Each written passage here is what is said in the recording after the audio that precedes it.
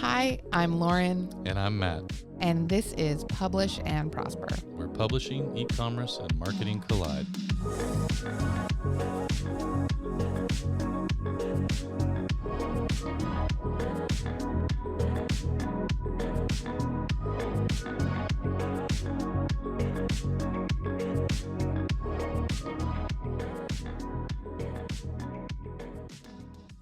Welcome back, everybody, to another episode of Publish and Prosper. Today, we're going to be talking about print books and are they dead? I hope not.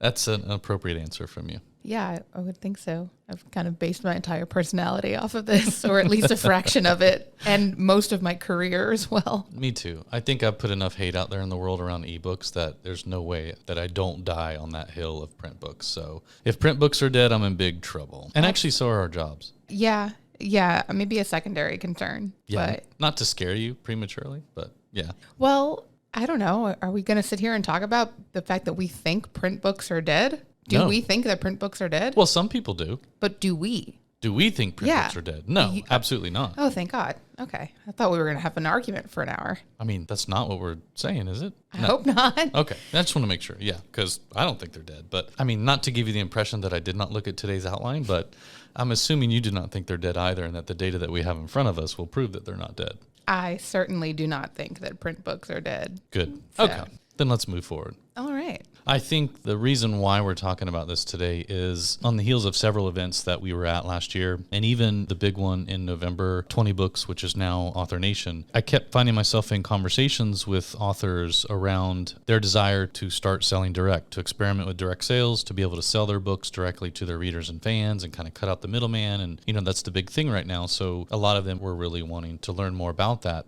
But what I started to realize, too, was that many of these authors have never sold a print book, never created a print book. They've always just delivered ebooks into the market. So they're kind of experimenting with both at the same time or considering that. And a lot of them were a little worried, like, is anybody going to buy a print version of my book? Do people still read print books? And I think we kind of take it for granted that we get this sales data all the time. Like, we know that print books are alive and well. And not only are they alive and well, but they vastly outperform and outsell ebooks on a yearly, monthly, and daily basis. But once I kind of put those two together, it dawned on me that this is an extra level of fear and insecurity that a lot of authors have, because not only are they wanting to experiment with selling direct and they want to push into that, but many of them have not ever created a print book or sold a print book. So that's new to them too. And really the easiest way to get into direct sales these days as an author is with print, especially if you're using our tools. It all just kind of made sense and it clicked. And I think that's why we should talk a little bit about print books today and just how not dead,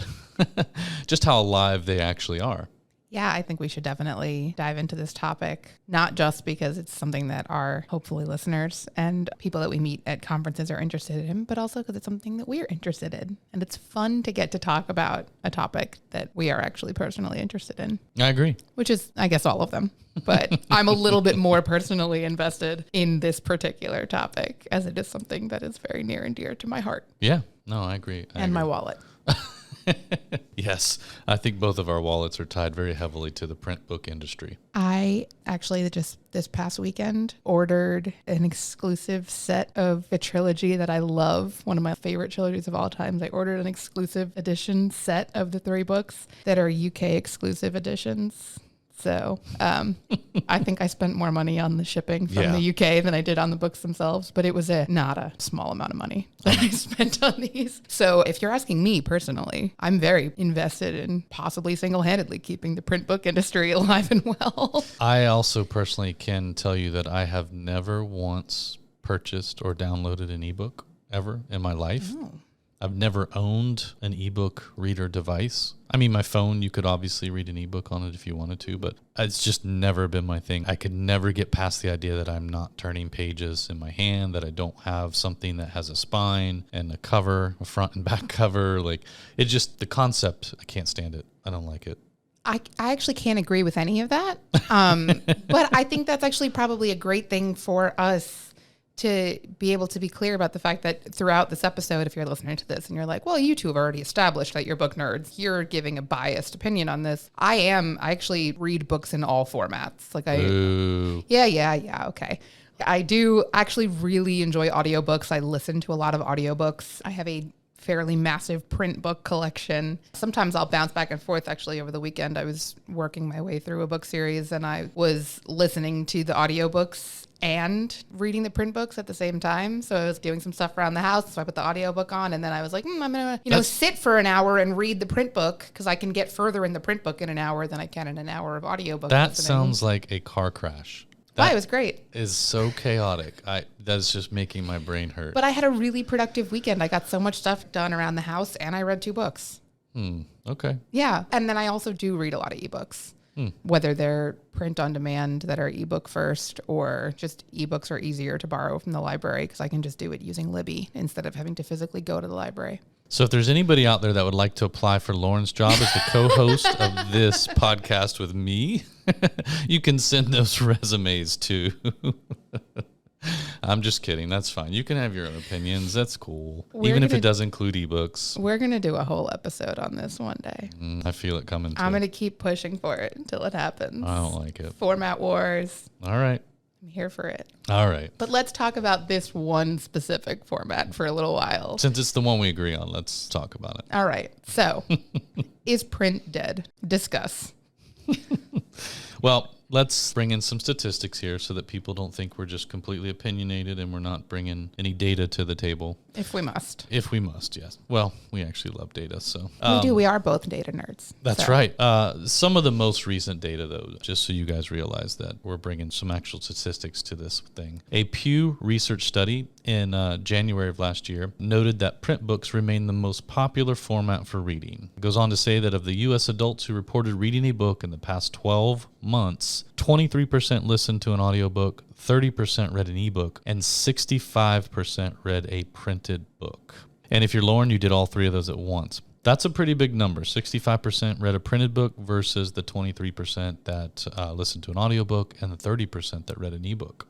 It's more than double what the ebook readers were. Also, just a general disclaimer as we start talking about these statistics and stuff like that, we are recording this episode in January of 2024. Time is still not real. We don't have a lot of the data from 2023 yet. A lot of these sources that aggregate and publish this data have not yet published 2023 data. So you're going to hear us citing a lot of 2022 and 2021 data, but it hasn't changed that much. There's trends in a lot of these. There is some data from the first half of 2023. Because a lot of businesses and publishers will report their first and second quarters and even some third quarter numbers, but definitely no Q4 numbers for 2023 yet. But yeah, that's a good note. A lot of this data is really 2022 and trends leading up to 2022, and some will include 2023 in their data as well. But that tells you a little bit about reading habits, because I know a lot of people also, when we would talk to them at shows, would bring that up. Everybody I know reads ebooks, or that's all I sell is ebooks. And I don't know if anybody's reading print books anymore. My kids only use iPads or whatever. And well, the rest of the world is still reading print books.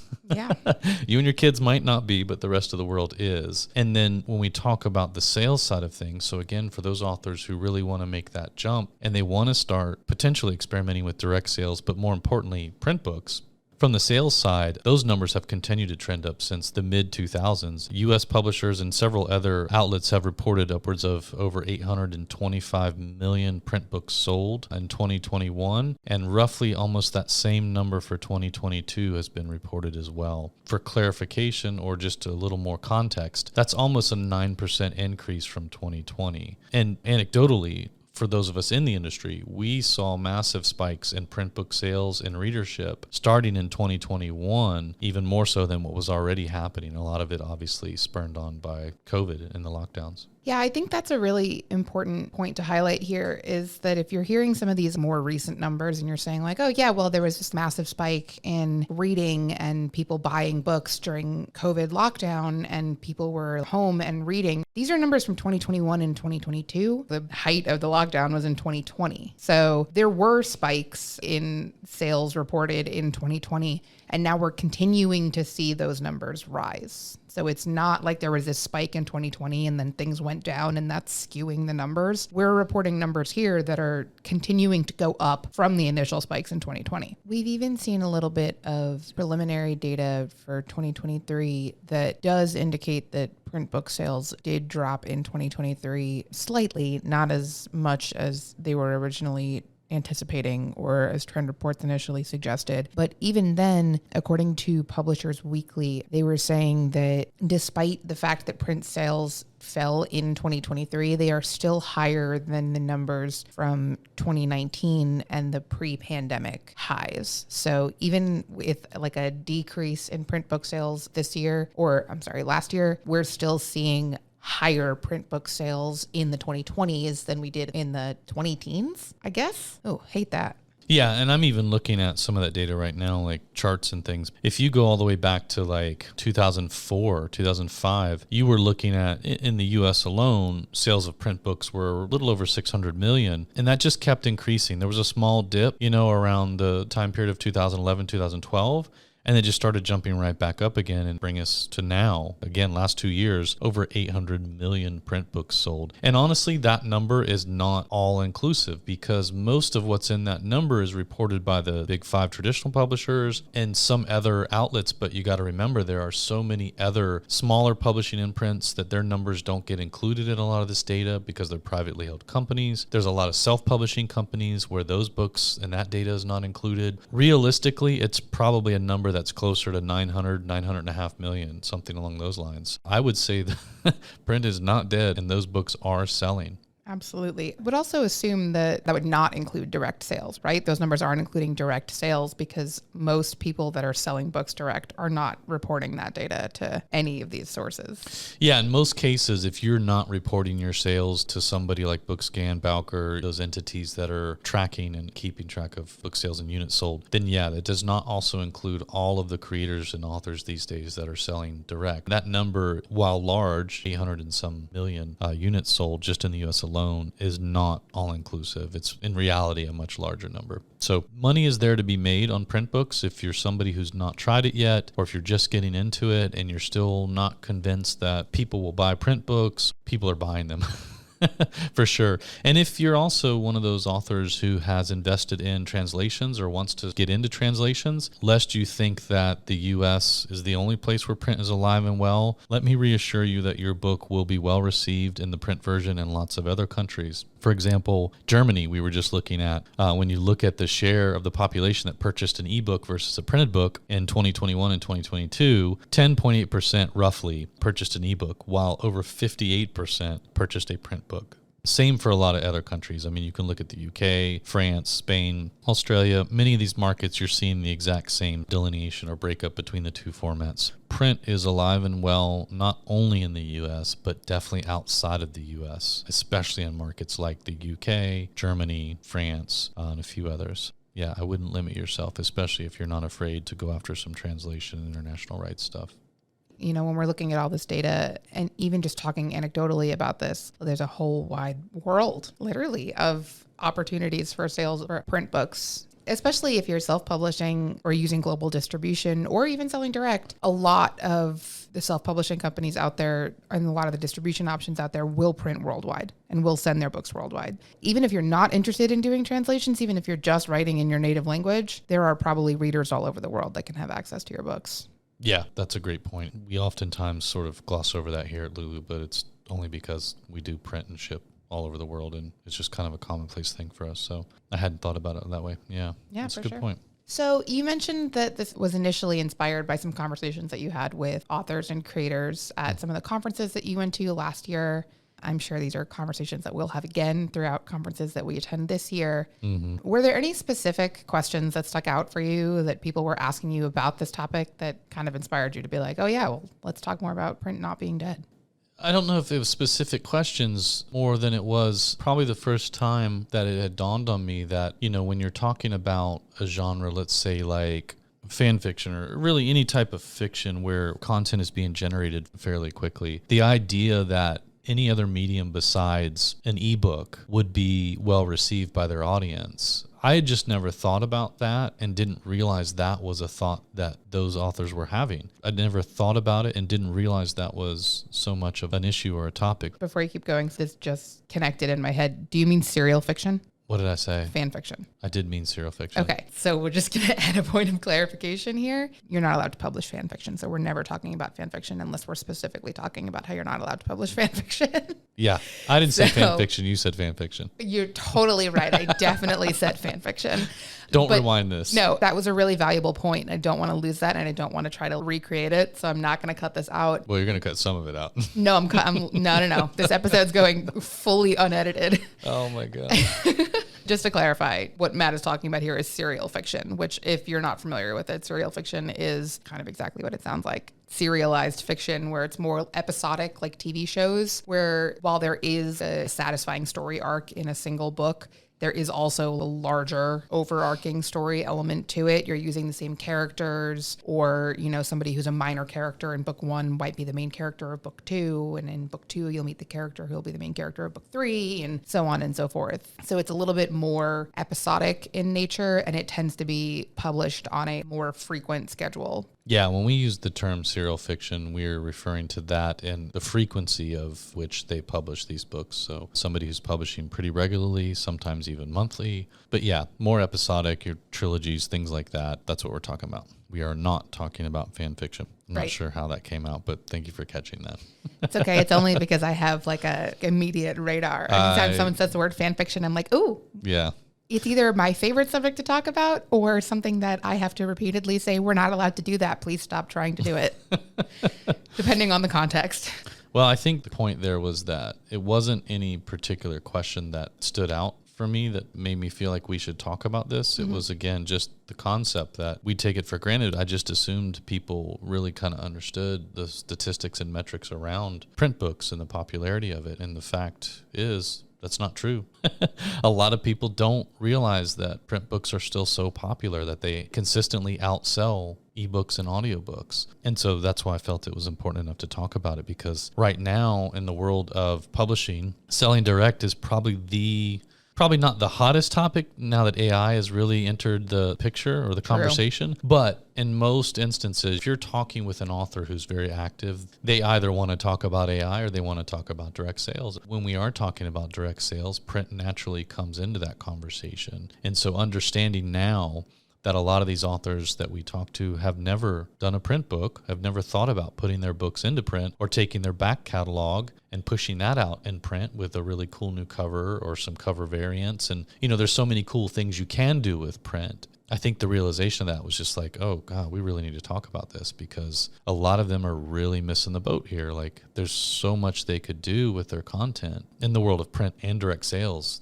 That could keep them busy all of 2024 alone without creating any new content.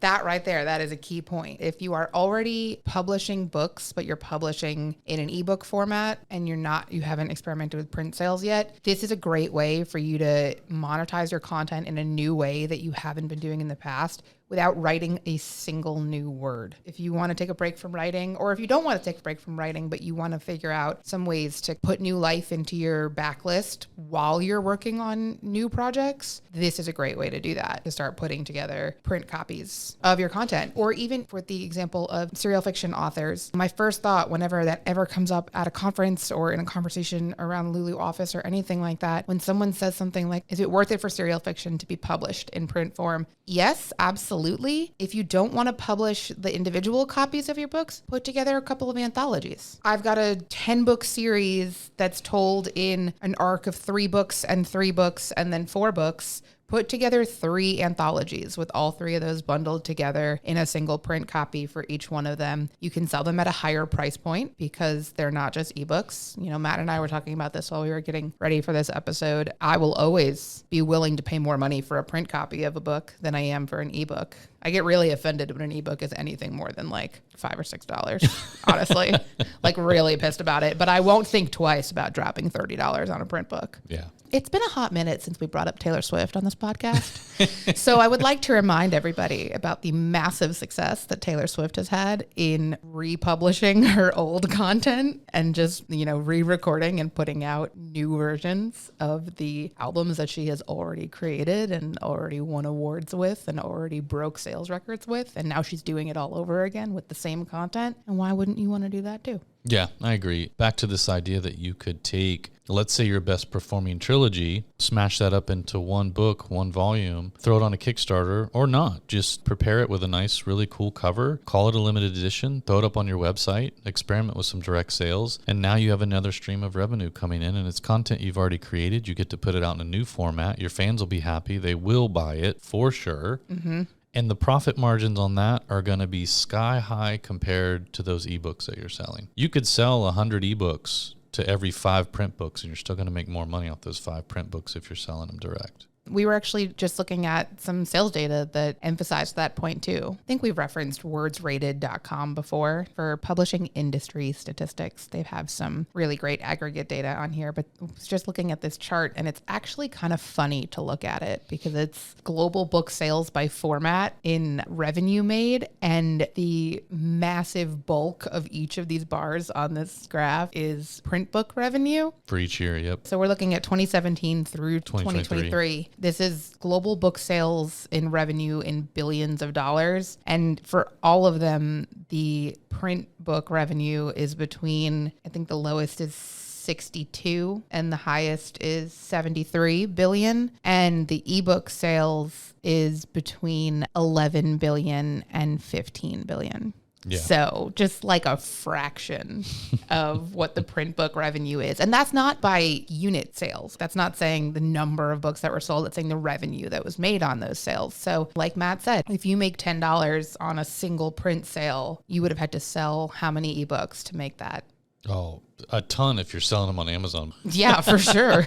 I think you're getting We're paid. talking pennies. Yeah, for sure. Another reason I think, or one of the strongest reasons to really push into print if you haven't already, including direct sales in that strategy at some point, if not immediately, is purely your profit margin, Mm-hmm. you know, especially if you're just talking about taking, you know, some books that you've already sold in ebook format. You've already made some money off of those, repackage those into print and just watch your profit margins increase. It's crazy. And selling direct, you're cutting out the middleman too. So really all you're paying is the manufacturing cost on that book to print it and ship it. And that's it. So if you're selling that book at $25.99 and it's your most popular trilogy, and you've created a really cool print version of it, you're selling it for $25.99. Let's say it cost you around $6 to produce. The customer's paying the shipping already, so you're not even worried about that. I mean, you're making almost $20 profit on that book. Your ebook, there is no way you're ever making almost $20 of profit on one ebook. And in fact, to make $20 of profit in ebook sales, you would have to probably sell at least 20 to 30 ebooks. So, I mean, the math adds up. It absolutely does. And I know for a lot of people, like, kind of begs the question of, but are people actually buying these books? We seem to be claiming that your fans and readers are going to want print copies of your books, even if they've already read the ebooks or perhaps listened to the audiobooks in some cases, if you have those. I'm sure someone out there is doing some kind of data on that. I have not come across it. But anecdotally, have you been on TikTok lately?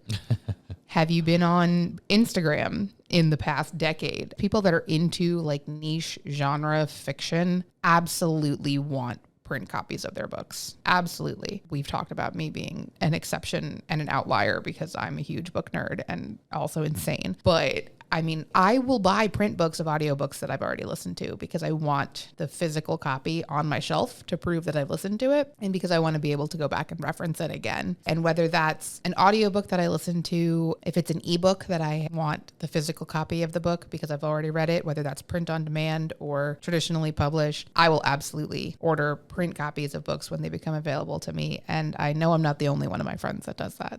There's definitely a small group of us at the very least, but in case you haven't been on TikTok recently, I can say it's a much larger group of us that are heavily invested in having print copies of the books that we love. And in fact, we'll get a little fussy about it if there are not print copies available of books that we really, really love. I think that while we've definitely gotten that question on many occasions, this idea of, will my fans actually want to buy print? You know, I'm worried about that. And a lot of authors, they're very good about communicating with their fans and their followers and asking them questions like, hey, if I was to put this out in, you know, really cool print version, would you buy it? Or there's no guarantee that you're going to get enough feedback to warrant all of that work. But sometimes you just kind of have to take that leap of faith, and hopefully that faith is also underpinned by some data and some statistics. There is data out there to support that these days, when you talk about e-commerce and you talk about the advent of selling and buying online, especially since COVID, Most people, when asked, would prefer to buy directly from their creator of choice. Whether that is an online course or a book, they would prefer to buy directly from the creator and support the creator in their efforts. And so when you think about the market and what you're trying to accomplish there, even think about yourself. If you're an author and you're wondering, will my fans buy from me? Put yourself in their shoes. As an author, there's still people that you support that are creators, whether they're authors or podcasters or musicians, and given the opportunity, or if asked by the creator to purchase directly from them, in most instances, 9 out of 10 times, you're going to do that.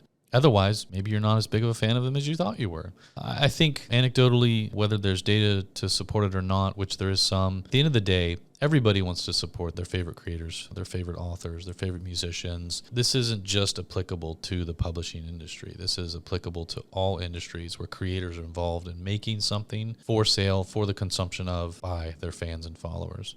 That reminded me of the 1,000 True Fans theory, originally by Kevin Kelly. We've definitely talked about that. We have some blog posts that have talked about applying that as an author or content creator. We've even probably talked on this podcast about that idea of being like an instant buy author for somebody, or an instant buy band. Like, I know Matt and I have talked about this, about how we have bands that we love that we don't have to hear the album first. We just know we're going to buy it as soon as they announce that they have a new album coming out. I absolutely have authors that as soon as they say they have a new book coming out, I don't even need to read the cover copy on it. I don't care what it's about. I'm going to buy whatever it is, because I've established this relationship with this author where I have trust in them. I have trust in their work. I know I'm going to be interested in whatever they're selling. And that is like the ultimate goal, I think, of any content creator of any kind, especially one that is monetizing their content, is that you want to have that core fan base of fans, readers, followers, whatever it is, that are going to unwaveringly engage with your content no matter what. And since that's hopefully the goal that you're working for anyway as an author, this should slide right into that mindset. Yeah, I wish I'd taken a screenshot of this, but there are actually groups for particular authors. You know, an author might have a Facebook group that's private for all their fans and readers or things. But I've literally seen comments left by readers and fans that say, is there any way to buy this direct from you? Can I buy this direct without having to go to Amazon or some of these other third-party retailers? And again, if you ask for it, if you want them to buy it directly from you, they're going to do it. And in many cases, they're already out there asking for it. I wish I'd taken that screenshot, though. I should frame it and put it up. As many people as we talk to that are so worried about selling direct in print, if they only knew, you know, some of the things that we've seen here, if they only knew how badly a lot of these fans and readers really want to be able to support these authors directly, I think that would change some of that mindset. But maybe that's why we're here. Maybe it is. If we convince one person to give it a try after this, then maybe that's worth it. Mom, that doesn't mean you. I don't know. You have a good story to tell? Maybe. Well, she raised me, so. Yeah, that would be a story that I'd be very interested in hearing. Stories, plural. Oh, I'm sure. It's a never-ending story, perhaps. Oh my God. But I actually want to circle back a little bit on something that you just said there, which was this idea of, is it worth putting all of that work into turning your existing books into print books? And I want to maybe challenge the idea that it's really all that work, especially if you're self-publishing. If you already have the content, I'm not talking about you've decided that you want to publish a book and you have never published a book before. But if you already have the ebook content, if you're already an author that has some kind of established fan base, you have content already published, you've done at least 50% of the work. You're already probably more than halfway there. I mean, at this point, what you'd probably have to do in order to turn your existing content into a print book is some interior page formatting, because you don't have to worry about formatting when you're publishing an ebook. Hopefully, you've already done some editing, so hopefully you don't have to worry about that. You can jump right into the formatting portion of it. You've probably already done a cover design for the front cover. You will have to expand on that cover design to create the spine and the back cover, but you've already gotten started with that. You already have a fan base. You already have an audience to sell your new book to. So really, you only have a couple of steps to get through to turn your ebook into a print book. And especially with an option like print on demand, if you're doing something where there's no upfront cost to you. So, you know, we're talking about not ordering bulk copies of your print books and not having to worry about selling through an inventory that you paid out a flat rate for X amount of print books ahead of time, but you're just making your existing books available in a print on demand format. Is there really that much of a cost to you to just try this? Yeah, I think the answer to that is going to vary from author and creator to author and creator. But it's a great point. And it's also, again, a good opportunity for people to experiment with maybe baby steps of selling direct, i.e., Kickstarter. So again, if it is a little bit of a financial investment for you to have a new cover created, which you should, do something really cool with it. If you're going to relaunch some content that you published a year ago, 6 months ago, 3 years ago, have a really cool new cover created. Take that trilogy and combine it into one and pay a designer to do a really cool cover. The beauty of using Kickstarter is you can get those funds up front to support that project and to pay the cover designer and maybe have it reformatted, obviously. And that gives you some experimentation with selling direct. Kickstarters are a form of selling direct. Again, there are lots of tools at your disposal. You could bring your Kickstarter CSV file. Once it's all done, bring that CSV file of all of your backers over to your Lulu account. And we have a really cool tool that will let you upload that CSV file. We will literally print and ship every one of those books out for you. You never have to touch anything. So again, you get the money you need to pay a designer to create a really cool cover. Since all you had was the ebook, you get the money you need to pay somebody to format that for you. You've got money left over, and then all those books get printed and shipped out. And it's a real easy way to dip your toes in there and experiment with that.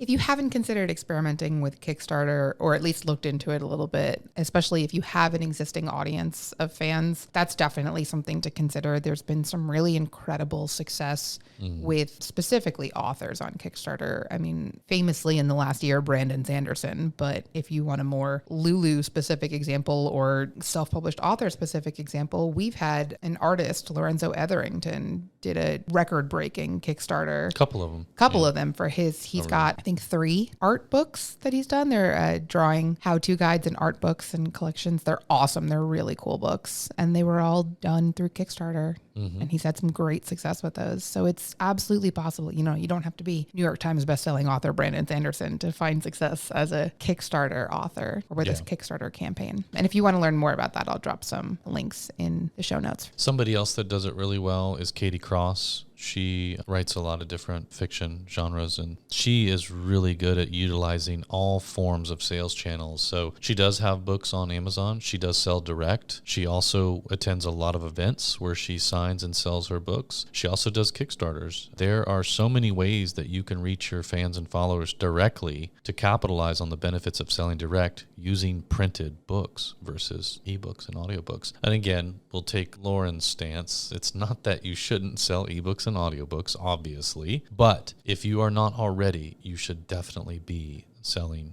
print books. Your fans and followers will thank you. I just keep circling back to this idea of like, why wouldn't you want to maximize your options if you have them available to you? And I think we addressed a lot of that. I think for some people, it's the idea that doing it is a workflow that they're not familiar with and they're scared to get started. For others, it could be something more that they don't understand around the idea of selling direct and some of the things that come along with selling direct. But, you know, at the end of the day, I think as a creator who is creating content for others to consume, that should be your goal. Yeah, maximizing not only the channels to which you get your content to market, but, you know, really turning followers into fans and then fans into super fans. And the only way to do that is to offer them more of your content. And whether that means more content or more formats of that same content or special editions, there is no super fan that's not going to buy any version of that book that you put out, any version of that trilogy, no matter what it is. And all of them would love to have it sitting on their bookshelf versus sitting inside their iPad somewhere that they have to 3 clicks in, pull it up for somebody to talk about how great you are. Wouldn't it be much cooler if they could just pull that book off the shelf and hand it to a friend and go, you should really read this new book by Katie Cross. You're going to love this. Just bring it back when you're done or I'll have to hunt you down. So print books are definitely, I think, in my opinion, the superior format. We'll argue that on the episode of Format Wars soon to come. Yes. According to Lauren. I will win this eventually. And the Format Wars. Yeah. But no, I completely agree with literally everything that you just said. I was just nodding along the whole time because I was like, yeah, all of these things are true, and not even just true in a vague way. Like all of that is stuff that I've done. That is all absolutely like, yeah, I love to pull, like I'll have friends over and I'll be telling them about a book that I read recently. And one of them will say, oh, like sounds really interesting. And I'll say, wait, let me go get it. And you can borrow it. Just make sure you bring it back when you're done, because I will hunt you down if you don't bring it back. But just in general, like absolutely agree that fans want copies of your stuff. We've said it and we're going to keep saying it. Fans want copies of your books. As somebody who owns multiple editions of the same books, because they have different covers or they're different formats or it's an exclusive edition or something like that. Collectors of stuff, real fans of your stuff are going to want those available to them. So why not make it possible? Yep. 100%. And then from there, once you learn the process and the workflow, you can start introducing other types of products and merch too. Should you be so inclined, you can fully expand that empire of your characters or those worlds or those story arcs, or if you're nonfiction, do your thing too. Oh, yeah. Just to be very clear about this, I feel like we've actually given this episode more of a fiction angle than we usually do. In a weird plot twist, no pun intended. So true. But I do actually think this is very applicable for nonfiction too. Possibly more so because nonfiction, as much as it's nice to have an ebook available if you want to reference it at some point, it's also really nice to have a print copy available that you can keep at your desk or you can take notes in it, maybe. Have you ever walked into anybody's office and not seen a print book on the shelf? If you have, turn around and walk out. Nonfiction, definitely. Having printed versions or a printed format of your content is a must. If you create nonfiction content for the purposes of helping other people in business, marketing, doesn't matter what it is, and you don't offer that in print, we should have a conversation. I actually really thought I was just about to get yelled at for suggesting that people write in books. So that was a much more pleasant turn than I thought it was going to do. No. I write in books all the time. I highlight in them. I dog ear the pages. They're my books. I love them. That's why you can't do that on an e-reader. You're absolutely not going to get any argument from me on that one. I do not believe in the sanctity of books. I think there's value in having like a nice edition of a book that you want to preserve. Right. But books aren't precious objects. You should love it. You should do whatever you want with it. Don't worry about breaking the spines or dog-earing the pages or writing in it or making notes in it or leaving teardrops on a page because you started crying when a character died. Not that I've ever done that before. That's all you. But it's fine. It was definitely not fine, but it's fine. We should end on that note. It's fine. It's always fine. The tear-stained pages of Lauren Vassallo. It's fine. That's the title of my memoir. Oh, there you go. Well, thank you everybody for joining us for another episode of Publish and Prosper. Thanks so much for listening, if you're still listening. See you next week. To learn more about this episode, check out the show notes on publishprosperpodcast.com. Publish and Prosper is brought to you by Lulu.com. To hear more episodes like this one, please like and subscribe wherever you listen. Thanks for tuning in.